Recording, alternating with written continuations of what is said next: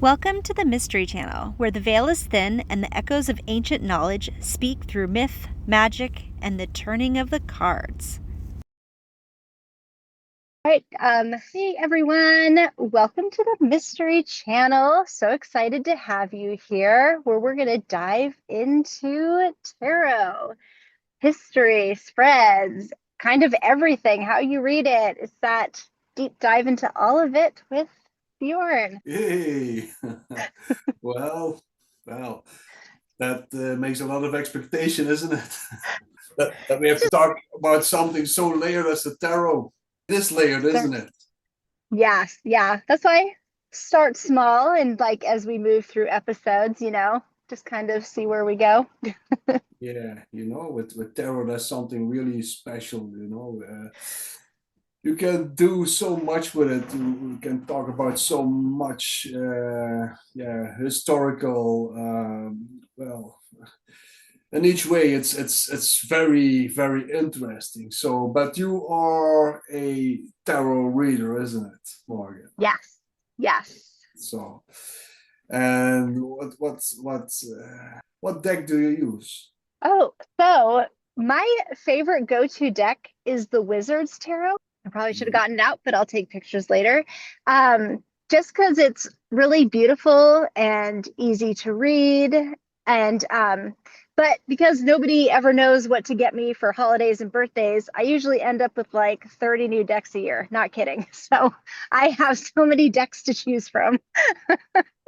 So, but that one is my go-to. And I like having a lot of them because then you can feel what speaks to you, the pictures, how you're going through the cards. Or Yeah, sometimes last minute with somebody when they come in, I'll grab any random deck and it seems to be the deck that they needed, you know?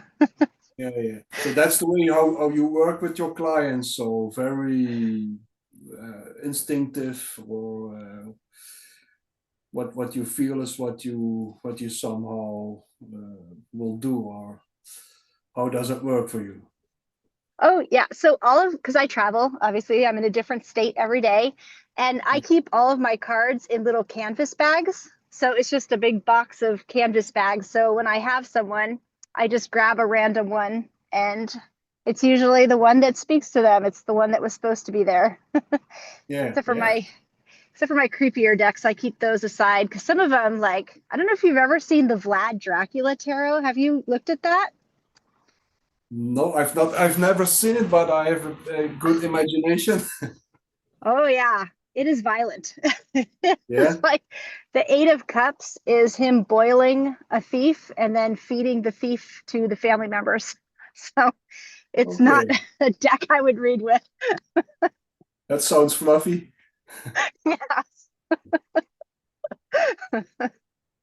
So, and Yeah. when do you use that tech? What kind of what kind of people are in front of you? Yeah. Has not happened yet. So that, Okay. Yeah. but it my brother ended up getting me that deck for my birthday because I like, the history of Vlad Dracula. But Yeah. so, see a tarot deck and send it over. That's how I got it. But I still like it though, because there's the shadow in it, that shadow side. You can learn the lessons through his upbringing, because Yeah. a lot of that in the cards. But you have to Yeah. be ready for it. Yeah.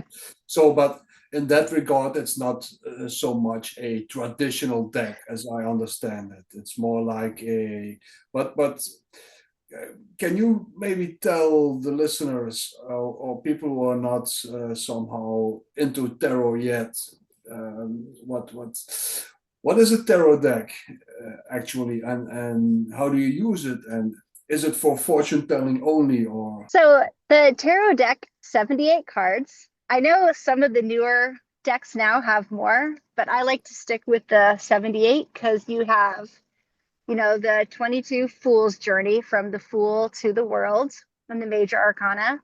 And then you have the suits like Wands, which is fire, Pentacles, the kind of materialistic, Cups, more emotional, and then oh, Swords, like thoughts, but also your drive, like words, even that kind of stuff.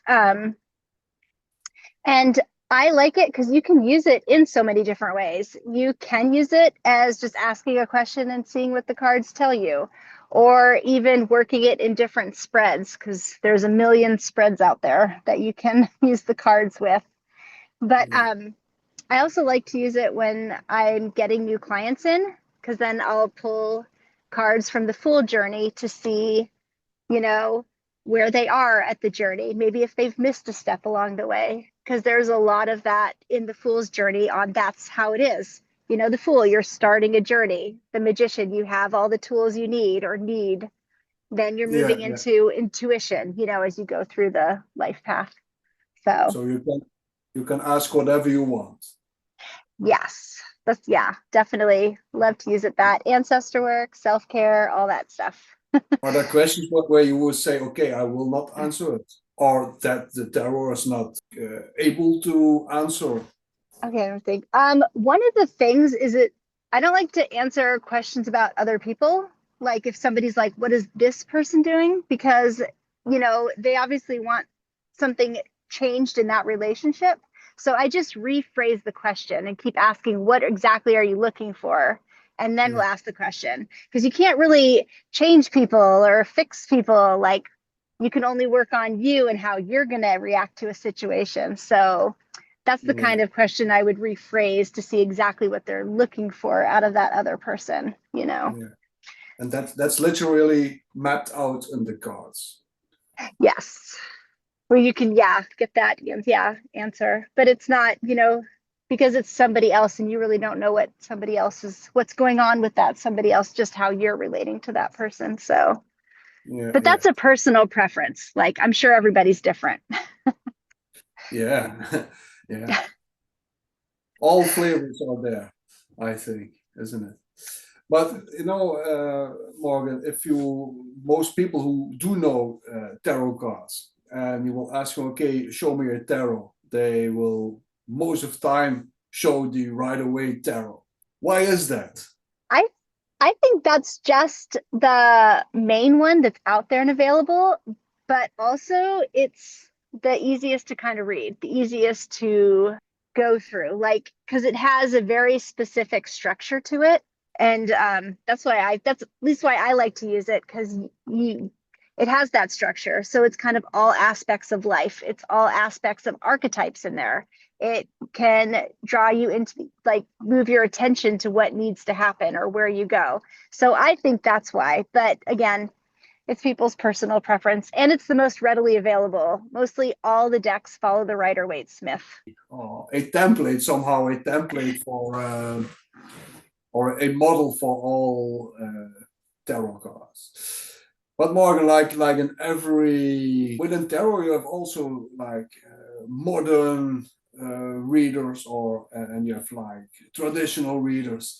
So and there were decks who were much older than that. Yeah.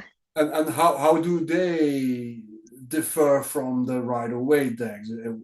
Do they have other images or other artwork, or how? So that's the thing is the Rider Waite Smith is the most popular, but if people actually are doing something different, it's usually like cartomancy or oracle cards. And even the cards that don't follow the Rider Waite Smith, like I'm trying to think of one, like I have the Hieronymus Tarot, which doesn't follow the Rider Waite Smith. And that's actually interesting because it's that the artist and he's really all of the cards are the artwork. Yeah, It just feels because even those ones, it doesn't feel as complete. So it feels like you're just doing half the reading without having that full thing. But I'm not sure because I've always been a traditional reader. So that's why it would be interesting to ask. But most people I know who don't follow that will just do the oracle cards or like Lenormand, cartomancy. I'm trying to think of that, different ways to do it besides that, because it is like the most popular deck out there. And I'm yeah, trying to think of other ones that are different because even the ones that aren't the Rider Waite Smith read more like an oracle. yeah, yeah. I'm trying to think of my decks that aren't like that, like the Vlad Dracula one, or the Now Hieronymus. I'm curious, how many decks do you own? Oh, yeah. I lost count after like 250. But you have them all in your van, isn't it? Oh, Since yes. since actually, people have to know that, it alludes to the classical view of the fortune teller, isn't it? Like with the Oh, yes, I'm or a definitely, traveler, but yeah, without a yeah. horse.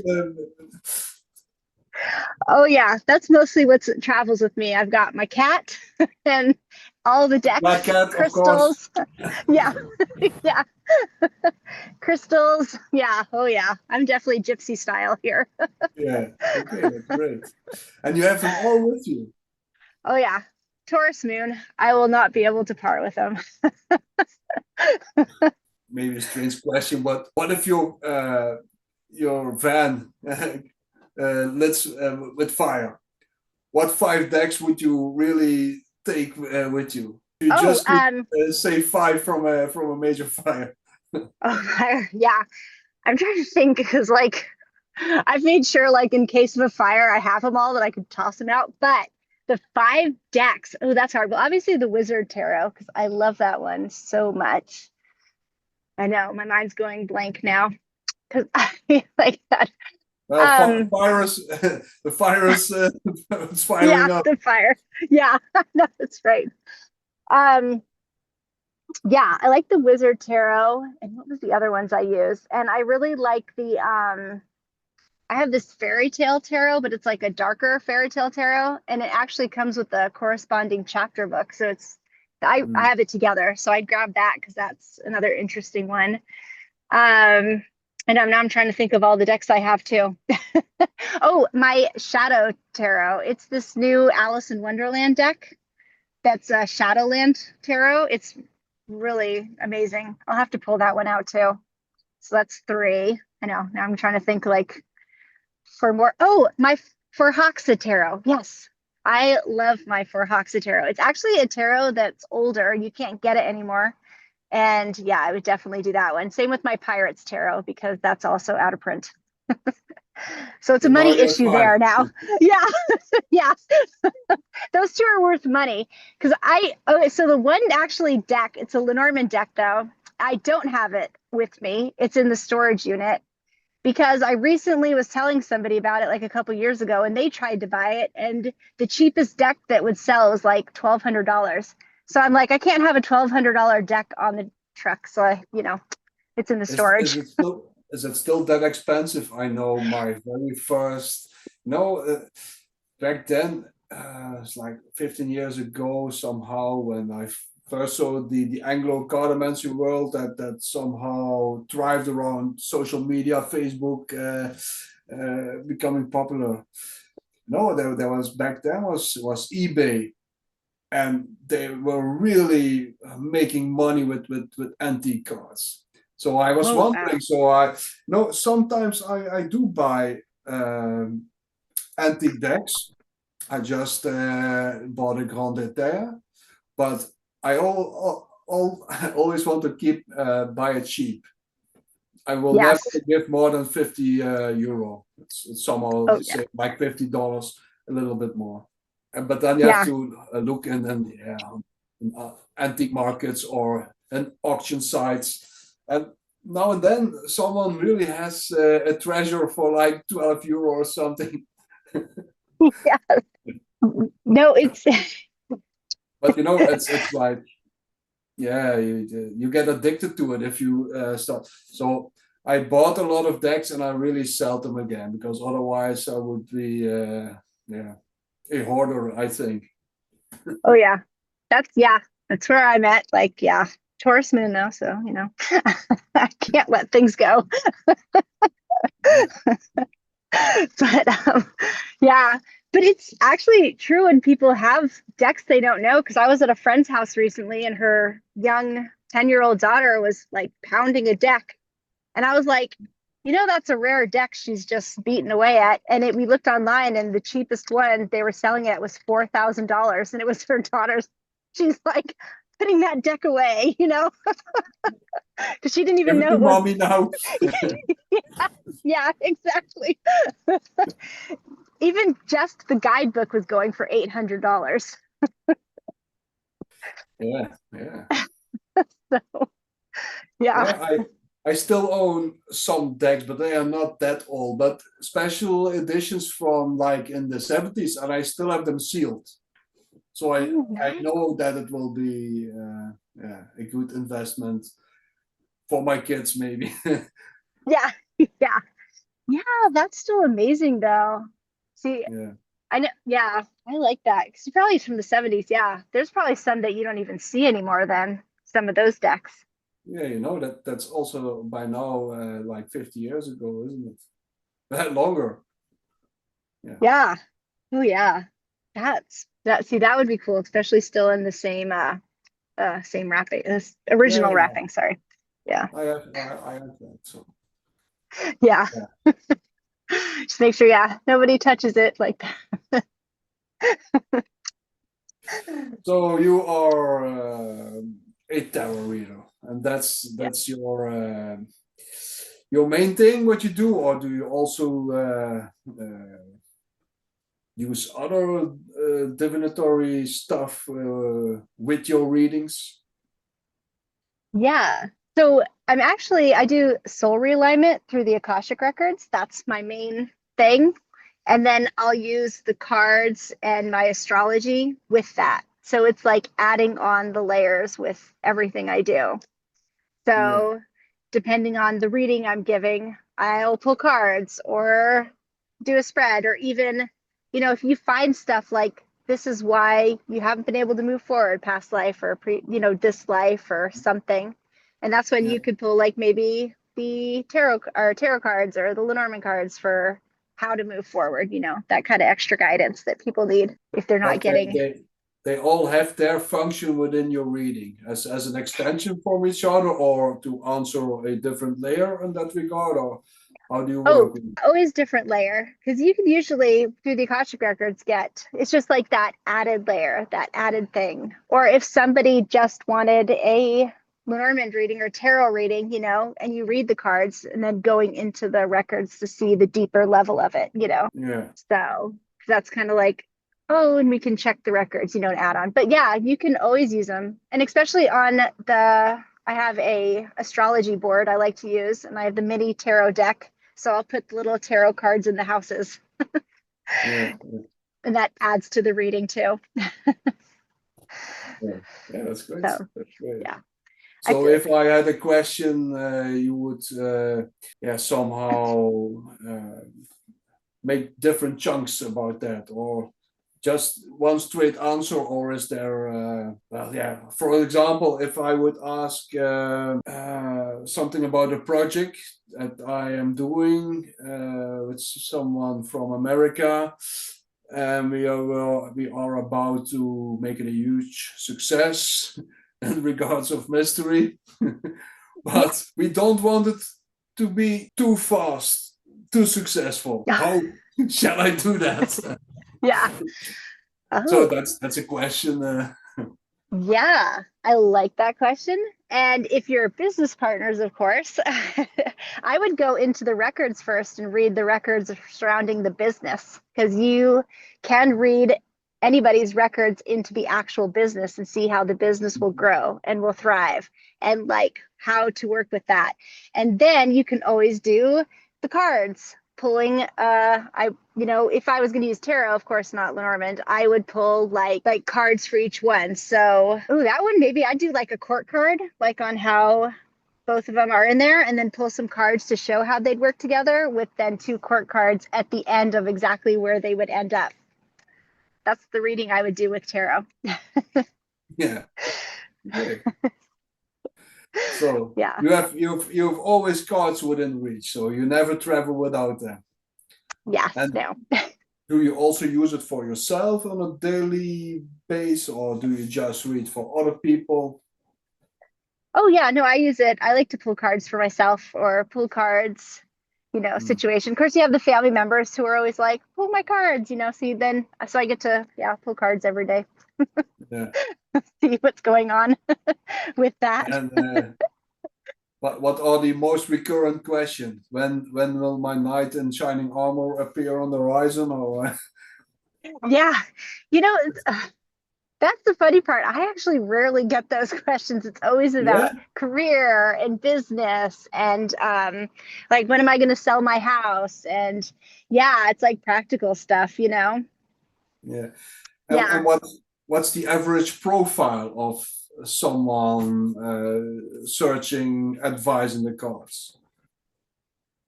Like like the kind of people or Yeah, like what sorry. what kind of people is it? Oh, From the layman to the manager? yeah. Who do you Oh, see? yeah. No, I get all kinds, everyone from different ages, different groups, like even religious things too. Different religious backgrounds, Yeah, even people who do know the cards and, you know, having those questions as well. But mostly if somebody really knows how to read the cards, they come to me for the Akashic records and then I'll just throw the cards in with that. So, and that's yeah. interesting too, because when I do those readings and pull a card for it, they might see it differently than I'm interpreting it. So it's fun to see how they actually see the card coming up during the reading and then the way I see it with my reading. Yeah, I can still remember that from the times I did read cards, and I was so bad at reading cards for myself because, you know, in the end, at least that's my experience. I don't know how you experience that, but you will always tend to read your fear or your hopes, but never Yeah. what's just Yeah. there. At least that was not my fault. No, I'm like that too. Like Morgan's the worst case scenario, you know, worst case scenario. So, Mhm. Yeah. and then go from there And for then myself at buckle up least. and let's have it. Yeah, exactly. Exactly. Oh, yeah. That's I got also that. a strategy, isn't it? Yeah, that's the worst. Yeah. Yeah. Because if I'm prepared for the worst, it always ends up better. Or like, you know, Loki energy, get myself out of every situation I get myself into. Yeah. Yeah, you know, that's and would you be able to just sit there while someone else would read your cards and not interpret seeing what's on the table? Yeah. Make somehow your own story. Yeah, no, I could because I'm really I actually could because I like to see how other people work with the cards too and what because like when you read for yourself, like you said, you're either going to see your hopes, fears, or like, you know, when you keep getting the devil card, you're like, oh, that, you know, shuffle it back in. So I'm always really curious to see what other people come up with, you know, and what they would say they see in the cards too. So Yeah. yeah. But what if you would like somehow pull the devil card? Yeah. And let's assume it's in a work situation. How would you read that, or how would it make sense within that context? So that people who are not familiar with reading cards somehow have a conceptual understanding of it, and they somehow kindle their interest. So, what how does it work? Do you somehow keep with fixed or a fixed list of meanings, or do you just instinctively or whatever? Help us out. How does it work in your head? I know, like, right when the devil comes out, people are like bad boss in the work context. No, but but Or is it obviously it's that yourself. easy? No, but like it could be depending on the question. But Ah, usually that's why I like to pull multiple cards. But with the devil card, to me, if you're asking, depending on what you're asking about a work situation, because that's the thing too, is being very specific with the question. Because are you having problems in a work situation? Is it about a coworker? Is it about getting a new job? Like, so depending on the question, but you know, the devil card is always that addiction, always that, you know, it's very obligation to be energy. Like perhaps you're not, you know, perhaps in work, you're not listening to yourself and doing your own thing and you're falling to society norms, following the expectations, you know, think about like Pinocchio, who decided to just do what everybody wanted and followed the crowd into the bad places, yeah, you know, yeah, but you know, it's not always a bad card because it means maybe to let go, you know, and not be so restrictive. But it really depends on the question and like reading it. But I would say, like, you know, the work thing, maybe falling into those doing things for other people, even though it's not aligning with yourself kind of energy. So but yeah. yeah, really depends on question thing. It depends on the situation and the other cards, I assume, around it. Yeah. So, and would you read your tarot cards like they read, for instance, playing card or the normal cards, like that you have somehow a string of cards with that you somehow, yeah, you use the keywords to in order to make a sentence or a concept. How does it work for you? Well, with like, so with like the Lerman card that we've talked about in other episodes. No, your tarot card. Oh, So you oh, say, okay, I pull the devil card, but do you just always pull one card, or do you read more tarot cards next to each other, or do they fall in a oh, place with a that you give a meaning beforehand? So like, okay, past, present, future, or you can do that, but so if you're doing like one of those spreads, that it's just one card per each question of the spread. But if I'm just pulling like 5 cards in a row, then yeah, I read it like a story. I combined it, yeah, and read it that way on what's going on. Especially if you pull the court cards, they're gonna give behaviors. They're gonna give like a personality, or it could be an actual person. But if you're putting it together with another card, it's more of that behavior thing. You're like, yeah. yeah. So, but yeah, so that's when I would read it kind of just as a line story. But it depends what spreads you use and of course the questions. So, but that's what's really fun about it, is when you start out pulling that one card and what's that card telling you. Because with tarot, you can be more intuitive, you can be more fluid with it, you can be more, what's it Yeah, saying? yeah, Yeah. yeah. And what's best in the end, do you think? Well, definitely, I always say learning what they are, learning especially like the Fool's Journey, the elements of the cards, like what the cards represent, their core meanings, of course. And then how are you going to layer it? What does it look like to you? If the queen's upside down or eyeing something, because if the queen's facing something, that's also important, or the king, depending, or if Yeah. the Knight of Wands is running away from something, especially if the Knight of Wands is running away from the Lover's card, that is not a faithful person, So Oh, yeah, yeah. I can imagine that. So you really also work with the image, with the image as a whole, and what kindles that for, like, yeah, imagination, or how do you have to call it? yeah, Because if I look at it that way, it's almost playful. yes, yeah, Yeah, so someone from 10 or 12 years old with a lot of fantasy could actually, without knowing the core meanings, maybe could make a story just out of the way, if you look at a piece of art, for instance, what emotion is given it to you, and you somehow express it. yeah. That's actually a fun way to do it, because I've actually, yeah, done that before. And in fact, my friend with the very expensive deck, that's how her daughter reads it. She just, although that's not her deck anymore, that got taken away. But, Yeah, you know, just now a big ice cream. yeah, exactly. I But yeah, understand it. yeah, but that's how she would read the cards too, and just read the story as she sees it. What's the cards telling you? And that's a fun way to do it too, because you can do, like they call it, path walking into the card, where you go into the card and see what it's telling you. In fact, Mhm. who is it? I think, oh, Caitlin Matthews does that with her like Grail deck, where she does a lot of the going into the cards and seeing it. So Yeah, I yeah, like that. yeah. No, that kind of stuff was also one of the very first accounts of cartomancy, which was often very playful, like Huh. in courts where, yeah, where the ladies would see, okay, who will be my next man, and that they does he have dark features, or does he have light features? Just very playful, It's just like, what hand do you get dealt, and what man do you get by fate somehow, and then you look, okay, it's a blonde man, or Yeah. Oh there yeah. are very earlier Oh yeah. accounts that he worked with the cards in that way. See, that's fun. And they actually do have, I think, some decks like that, because I have an archetype deck. So you're reading the archetype of the card instead of the actual like card. Because I think like the devil was like Papa leg Papa Legbo. Now I'm forgetting, but the voodoo god, So like you're actually Yeah, reading the archetype and being, like you said, playful like that. yeah, yeah, yeah. So you are not fixed by one way of doing it, or do you like switch between certain modes? Or Yeah, I guess it's whichever, and then whatever deck too I pull as well, because it's yeah, fun to.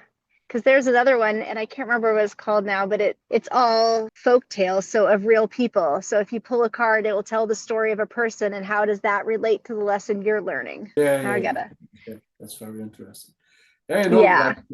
like the gold Etea deck that I bought, you know, there's a difference, you know, because there are the meanings already somehow on the card, and then you have to read. So that's also the more playing card cartomancy reading style. You know, it's somehow a crossover in that regard. Oh yeah, that's But interesting. that would read in another way, maybe, because there are already those fixed meanings on the cards. But you can just ignore them and read them how you want. Yeah, yeah.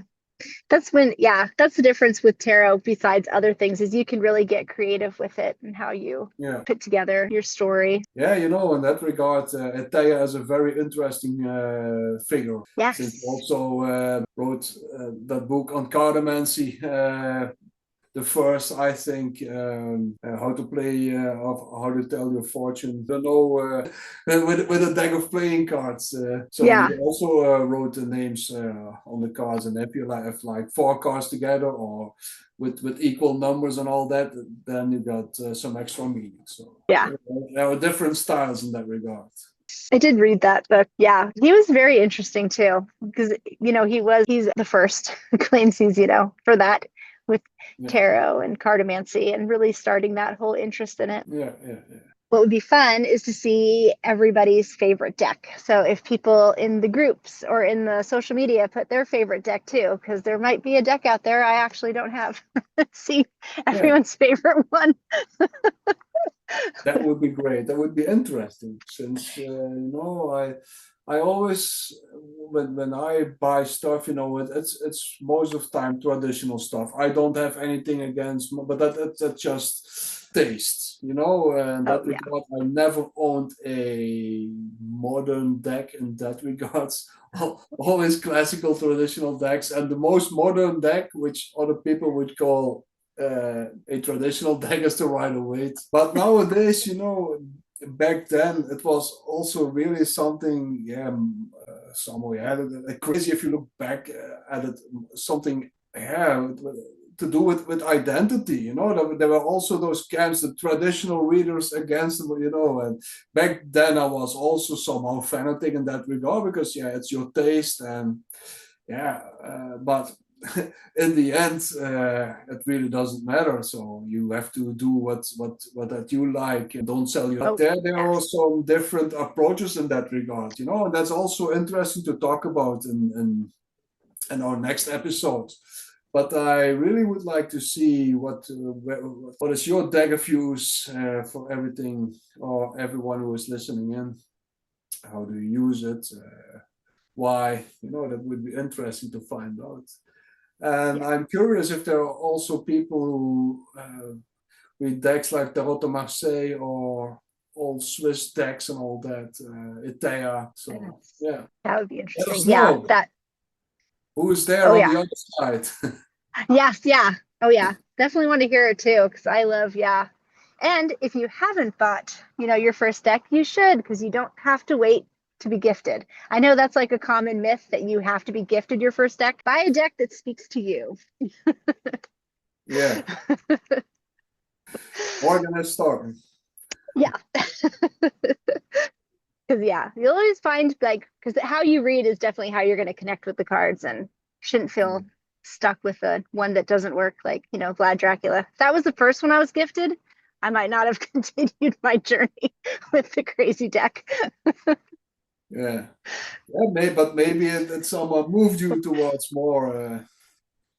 In the end, it was no hindrance. Yeah, no, no, no, yeah, no. I'll still pull it out for myself, but not many people are ready for that. Yeah.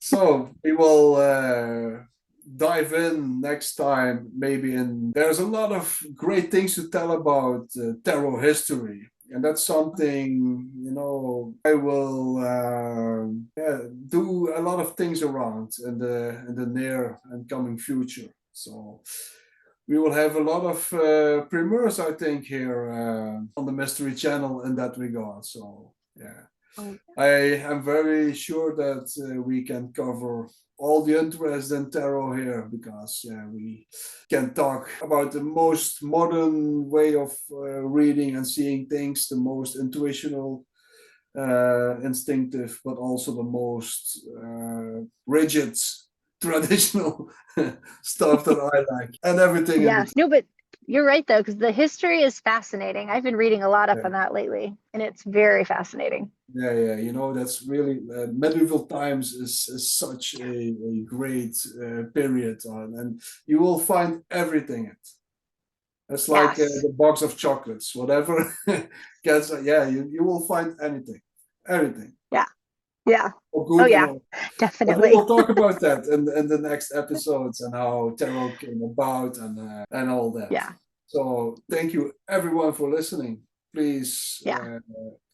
like, subscribe, follow, and I also have to advise Morgan, since she recently read my cards, and she was really bang on. So I can only say you should book some readings with her, because Oh, thanks. great insights. Yes. Thank you. Yes. Oh yeah, of course. Thanks. Okay. Yes, Bye, definitely. everyone. Thanks. Till we meet again at the Mystery Channel. See you all later. Hey.